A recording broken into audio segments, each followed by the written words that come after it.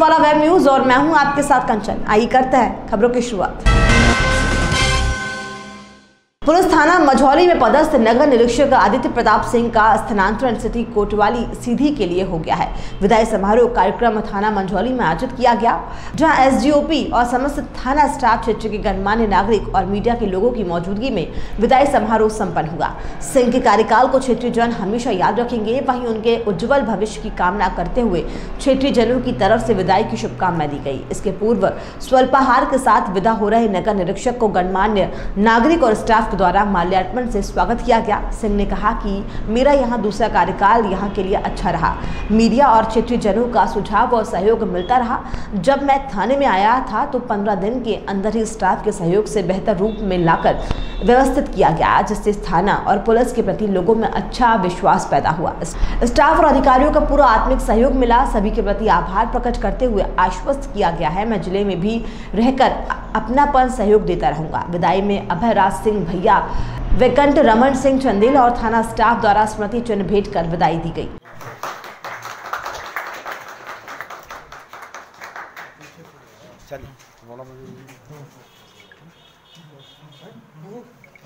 Video चाहिए दादा हमको ना है तो सामने ऐसा हुई। हाँ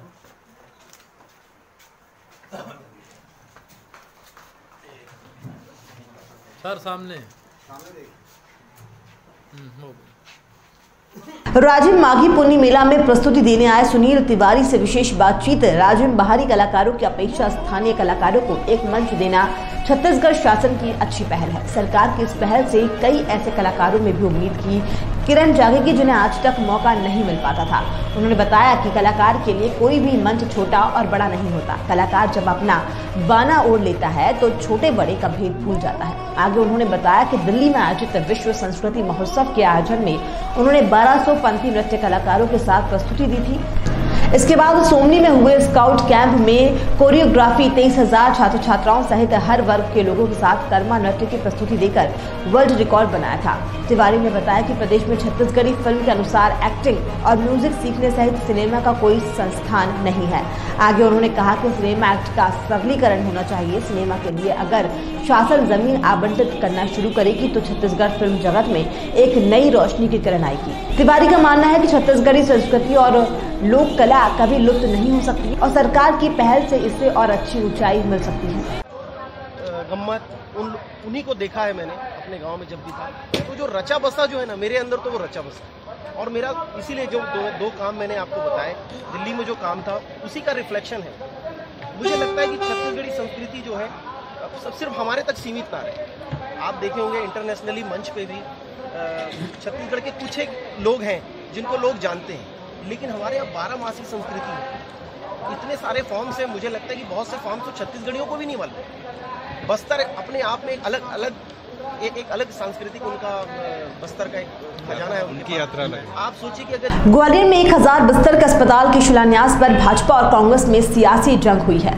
मिली जानकारी के अनुसार ग्वालियर में कार्यक्रम के तय समय के मुताबिक सुबह 10:30 बजे कांग्रेस के पूर्व मंत्री और वर्तमान सांसद गुना शिवपुरी ज्योतिरादित्य सिंधिया के द्वारा 1000 बिस्तर के अस्पताल के भूमि पूजन कार्य के शुभारंभ अवसर के दौरान भारतीय जनता पार्टी के वरिष्ठ नेता मुरैना श्योपुर के सांसद अनूप मिश्रा ने अपने कार्यकर्ताओं के साथ रैली निकालकर विरोध प्रदर्शन किया, जिस पर प्रदर्शनकारी भीड़ ने कांग्रेस के विधायक को रोकने का प्रयास किया। सांसद मिश्रा ने कार्यकर्ताओं सहित विरोध प्रदर्शन करते हुए गिरफ्तारी दी है। भाजपा के विरोध प्रदर्शन की पूर्व जानकारी को देखते हुए जिला प्रशासन ने कोई अप्रिय घटना न घटे इस पर नजर रखते हुए पूरी मुस्तैदी के साथ एहतियात बरतते हुए शांति व्यवस्था बनाए रखते हुए प्रदर्शनकारियों पर अश्रु गैस और पानी की बौछार कर प्रदर्शनकारियों को तितर बितर कर शांति बनाए रखे।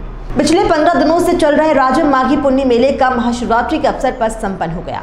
इस समापन समारोह में प्रदेश की राज्यपाल महामहिम आनंदीबेन पटेल ने कहा कि ऐसे मेलों के आयोजन से प्रदेश की संस्कृति विकसित होती है। उन्होंने कहा कि हमारे यहाँ पर्वों पर स्नान करने की प्रथा रही है, जिसके लिए हमें नदियों को गंदगी मुक्त और स्वच्छ रखने की जरूरत है, जिससे नदी अपने स्वाभाविक रूप से बह सके। उन्होंने इस मेले में जिस तरह से विलुप्त हो रहे खेलकूद का संरक्षण किया गया उसकी भूरी भूरी प्रशंसा की। कार्यक्रम की अध्यक्षता कर रहे पर्यटन मंत्री तांगध्वज साहू ने कहा कि यह हमारी सरकार का पहला आयोजन था, काफी कमियां होंगी, उसके लिए उन्होंने माफी मांगी। उन्होंने कहा कि ये कमियां अगले साल के मेले में सुधार कर ली जाएंगी। राजीव लोचन मंदिर ट्रस्ट कमेटी के अध्यक्ष महंत राम सुंदर दास, महासमुंद के सांसद चंदूलाल साहू, पूर्व विधायक लेखराम साहू, वेदरत्न सेवा प्रकल्प की प्रज्ञा भारती महामंडलेश्वर, शिव स्वरूपानंद महाराज, ज्ञान स्वरूपानंद महाराज भी उपस्थित थे। राज्यपाल आनंदीबेन पटेल ने इससे पूर्व राजीव माघी पुन्नी मेले में आयोजित महानदी आरती में शामिल हुए।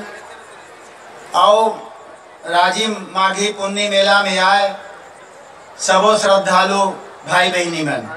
महाशिवरात्रि के अवसर पर पुलिसवाला वेब न्यूज और जन समस्या निवारण संस्थान जिला कार्यालय पर शाम 7 बजे से शिव पार्वती जी के विवाह का आयोजन किया गया, जिसमें बमनी बंजर के समीप ग्राम देवगांव के कुलदीप जी शास्त्री द्वारा शिव महिमा की कथा सुनाई गई और शिव पार्वती जी का विवाह जयमाला पहनाकर किया गया।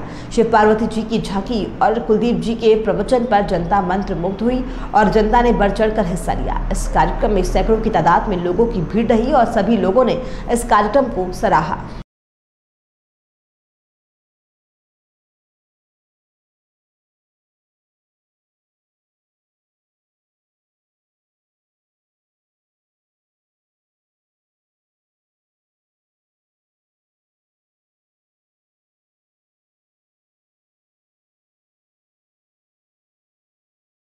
मध्य प्रदेश की पूर्व मुख्यमंत्री कुंवर अर्जुन सिंह दाऊ साहब और मानव संसाधन विकास मंत्री की प्रतिमा का अनावरण स्वामी अवधेशानंद महाराज द्वारा किया गया। साथ ही दाऊ साहब की समाधि स्थल पर फूल भी अर्पित किए गए।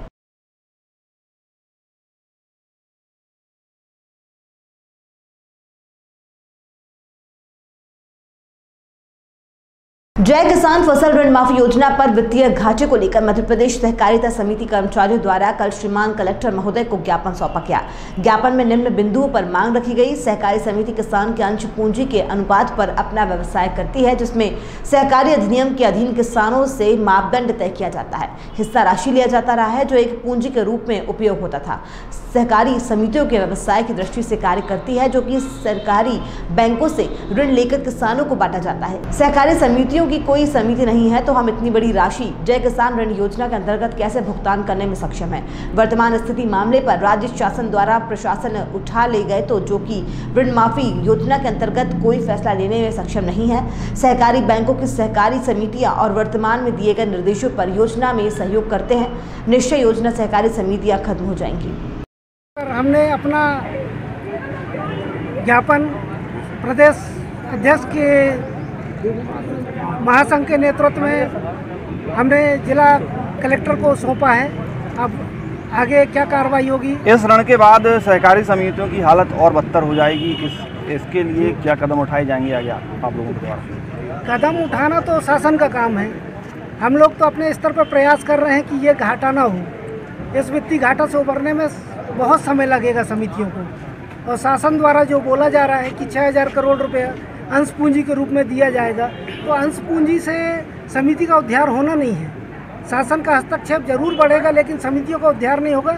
और समितियों में काम करते हुए हमारे कई कर्मचारी अपनी पूरी ज़िंदगी खपा चुके हैं। आज किन परिस्थितियों से गुजर रहे हैं उसको ज़मीनी तौर पर जाके देखा जा सकता है। क्या मांगे हैं आपकी?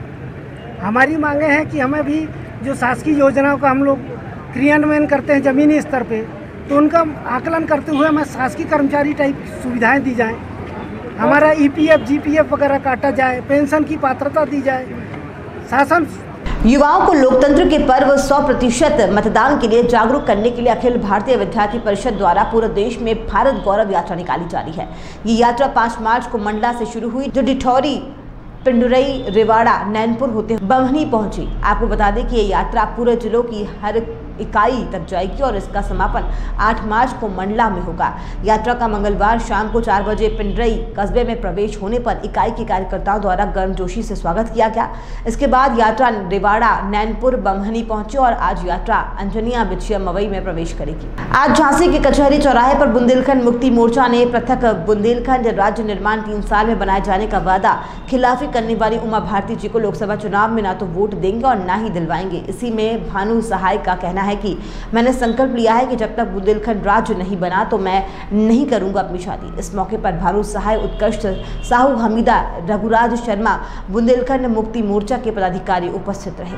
देखिए, ये जो बुंदेलखंड वासियों के साथ उमा भारती जी ने, मोदी जी ने और राजनाथ सिंह जी ने जो वादा खिलाफ़ी की है कि हम 3 साल के भीतर बुंदेलखंड बनवा देंगे। अब चुनाव आ गया 2019 का, तो हम लोगों का सोच ये है कि बुंदेलखंड वासियों को हमेशा जो जनप्रतिनिधि हैं वो ठगते आए हैं। इस बार हम लोग ये प्रयास करें कि संकल्प पत्र लोगों से भरवाएं कि मैं अपनी जन्मभूमि और कर्मभूमि की सौगंध लेके प्रतिज्ञा करता हूं या प्रण लेता हूं कि 2019 के चुनाव में उमा भारती जी को ना वोट दूंगा, ना उनका सहयोग करूंगा। इससे आने वाले जनप्रतिनिधियों के लिए भी एक मैसेज होगा कि अब वो बुंदेलखंड राज्य निर्माण की भावनाओं से खिलवाड़ ना करें। अगर वो बुंदेलखंड राज्य निर्माण के साथ खड़े हैं तो खड़े नज़र आएँ। दो मुँहे सांप की राजनीति अब बुंदेलखंड से समाप्त होने जा रही है। अब या तो आपको बुंदेलखंड राज्य निर्माण के साथ खड़ा होना होगा या बुंदेलखंड राज्य निर्माण के विरोध में खड़ा होना पड़ेगा। तो ये संकल्प पत्र भरवाना शुरू किए हैं। ये पूरे संसदीय क्षेत्र में हम लोग हर ब्लॉक में जाके, हर पंचायत में जाके, टाउन एरिया में जाके, नगर पालिकाओं में जाके, हर अधिवक्ता कार्यालयों में जा के ये भरवाएंगे और लोगों से निवेदन करेंगे कि इस बार 2019 के चुनाव में हमारा विरोध किसी राजनीतिक दल से नहीं है, लेकिन उमा भारती जी को इस बार सांसद में जाने से रोको, जिससे अगले आने वाले जनप्रतिनिधि हमारे बुंदेलखंड के भावनाओं से खिलवाड़ ना कर सकें। संजीवनी सामाजिक जन कल्याण संस्था के तत्वाधान में रक्तदान शिविर का आयोजन सामुदायिक स्वास्थ्य केंद्र शहपुरा में किया गया।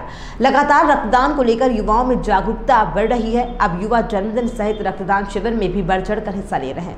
रक्तदान करने के बाद युवाओं ने अस्पताल में भर्ती मरीजों को फल बिस्किट बांटे। रक्तदान शिविर में लगभग 13 युवाओं ने रक्तदान किया, जिसमें Harish Kumar Rai, Sharda Rai, Vijay Kumar Gupta, Phoolchand Jharia, Vivek Pathak, Satish Pathak, Akash Namdev, Vikas Agrawal, Mahesh Gulwani, Mukesh Agrawal, Jaikaran Armo, doctor BP Kohli, doctor Amit Jain सहित स्वास्थ्य अमला मौजूद रहा। मध्य प्रदेश जिला सीधी के मध्य प्रदेश के पूर्व नेता प्रतिपक्ष अजय सिंह राहुल ने नवीन नगर पालिका भवन सीधी का लोकार्पण किया। इस अवसर पर सीधी जिला के कई नेतागण उपस्थित रहे और नगर पालिका सीधी के अध्यक्ष देवेंद्र सिंह मुन्नू, नगर पालिका सीधी के उपाध्यक्ष विक्रम सिंह चौहान और सभी पार्षद उपस्थित रहे। नगर परिषद शहपुरा आवास हितग्राही का मामला लगातार सुर्खियों में बना हुआ है। आवास हितग्राहियों की सूची लगभग 8 महीने से एसडीएम और तहसीलदार के बीच घूम रही है। इसी मामले को लेकर कुछ दिन पहले नगर परिषद अध्यक्ष अपने प्रतिनिधि मंडल के साथ शहपुरा तहसीलदार से मिलने पहुंचे थे, जहां तहसीलदार शहपुरा ने 2 दिन में सूची फाइनल कर नगर परिषद भेजने की बात कही थी। और इसी मामले को लेकर पूर्व केंद्रीय मंत्री सांसद फग्गन सिंह कुलस्ते ने भी जिला कलेक्टर, एसडीएम और तहसीलदार शहपुरा को सूची फाइनल करने के निर्देश दिए थे, लेकिन जिम्मेदार प्रशासनिक अधिकारी लगातार सूची को लेकर गैर जिम्मेदाराना रवैया अपनाए हुए हैं, जिसके चलते नगर परिषद अध्यक्ष और आवास हितग्राही तहसीलदार कार्यालय पहुंचकर कार्यालय के सामने धरने पर बैठ गए।